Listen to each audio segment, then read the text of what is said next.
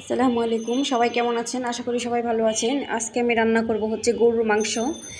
এখানে পেঁয়াজ নিয়েছি বেশি পরিমাণে, আর আমি পেঁয়াজটা একটু বেশি খাই, তার জন্য একটু বেশি পেঁয়াজ নিয়ে নিয়েছি। আর গরম মশলা, তেজপাতা, এলাচ, লবঙ্গ যা যা লাগে আর কি সব নিয়ে নিলাম, আর মশলাটা দিয়ে দিলাম। এখন দিয়ে ভালো করে কষিয়ে নেব। মশলাটা কষানো হয়ে গিয়েছে, এখন দিয়ে দেব গরু মাংসটা দিয়ে সুন্দর করে এখন কষিয়ে নেব পানি ছাড়া।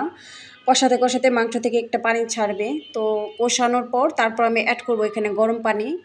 মাংসটা কষানো হচ্ছে এখানে, আর গরম পানি দিয়ে দিলাম আরেক চুলার উপরে গরম করার জন্য। এই তো মাংস থেকে পানি ছাড়ছে। এই মাংসটা কষাবো, পানিটা যখন শুকিয়ে যাবে তারপর আমি এখানে দিয়ে দেবো গরম পানি দিয়ে একটু কষিয়ে তারপর এখানে ঝোল দিব। এই তো আস্তে আস্তে মাংস থেকে তেল ছেড়ে দিচ্ছে। এই তো রান্নাটা করে নিলাম, রান্না শেষ হয়ে গিয়েছে আমার। আর হচ্ছে কারেন্ট চলে গিয়েছিল বাসায়, ফোনের আলো দিয়ে আর কি ভিডিওটা করেছি, তেমন ভালো হয়নি। এই তো মাংস রান্না হয়ে গিয়েছে, এখন খাওয়া দাওয়া করব। খাওয়া দাওয়া করে তারপরে হচ্ছে একটু বাইরে যাব। এই তো বাইরে চলে আসলাম ঘুরতে। আর বাইরে যা গরম, প্রচণ্ড গরম, বাইরে অনেক গরম ছিল, তাই একটু বসে আছে আর কি।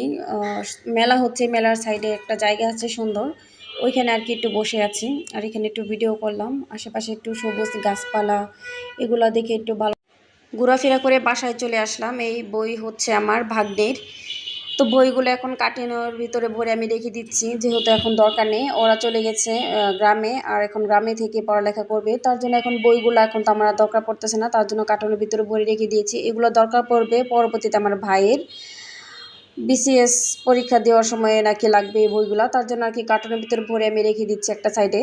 আর এখানে হচ্ছে আমার যেহেতু বাসায় শোকেস নেই, তার জন্য আর কি কিছু জিনিসপত্র বাইরে থেকে মেহমান আসলে লাগে, কাছের জিনিসপত্র, তারপর হচ্ছে ব্লেন্ডার, মানে অনেক কিছু আর কি রয়েছে। তো এগুলো আর কি কার্টুনে ভরে এখন আমি রেখে দিচ্ছি একটা সাইডে। আর হচ্ছে এখন রান্নাবান্না করব রাতের জন্য, তার জন্য এখানে ভেন্ডি কেটে নিয়েছি, কাঁচামরিচ, পেঁয়াজ কেটে নিয়েছি, আর এখানে মিষ্টি লাউ নিয়েছি। মিষ্টি লাউ বড়া করব আমি, মিষ্টি লাউ খুব পছন্দ আমার, তার জন্য বড়া ভেজে নিব আমি। আর এখানে আলু কেটে নিয়েছি, কিছুটা তরকারি রান্না করব হচ্ছে ভেন্ডির সাথে। আর এখানে হচ্ছে মিষ্টি লাউয়ের বড়াগুলো ভেজে নিচ্ছি। এই মিষ্টি লাউ বড়া ভেজে তারপরে হচ্ছে চিংড়ি মাছের যে শুটকি ওইটা ভেজে, আর হচ্ছে পেঁয়াজ, শুকনা মরিচ ভেজে ভর্তা করব কিছুটা। আর আমি এভাবেই খাবো কিছু। তো মিষ্টি লাউয়ের বড়াগুলো লবণ হলুদ মেখে এখন ভেজে নিচ্ছি, এক এক করে উল্টে দিচ্ছি, আমি উল্টে পাল্টে সিদ্ধ করে নিব বড়াগুলো হয়ে গেলে রেখে দেব, ওঠানোর পর আর কি রান্না করব, তরকারিটা বসাবো। তো এই আর কি বড়াগুলো উল্টিয়ে দিচ্ছি, আর একা একা হাতে ফোন ধরে ভিডিও করতে খুবই কষ্ট হয়, একা একা রান্না করছি আর ভিডিও করতেছি, আর এত কষ্ট করে ভিডিও বানাই, তারপরে ভিডিওতে লাইক কমেন্ট শেয়ার পাই না, আর এখন পর্যন্ত কোনো ভিডিও ভাইরাল হয় নাই, জানি না কেন। মানে কষ্ট করেই যাচ্ছি। তো সবাই মিলে একটু দোয়া করবেন আর একটু পাশে থাকবেন, যেন কষ্টর ফল ভালো হয়।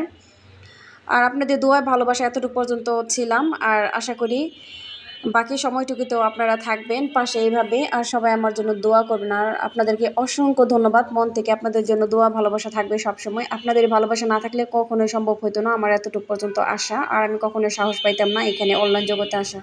যেহেতু ভালোবাসার মানুষরা এত ভালোবাসা দিয়ে পাশে আছে, সবার জন্য অনেক অনেক দোয়া ভালোবাসা থাকবে। সবাই ভালো থাকবেন, সুস্থ থাকবেন, দেখা হবে নেক্সট ভিডিওতে।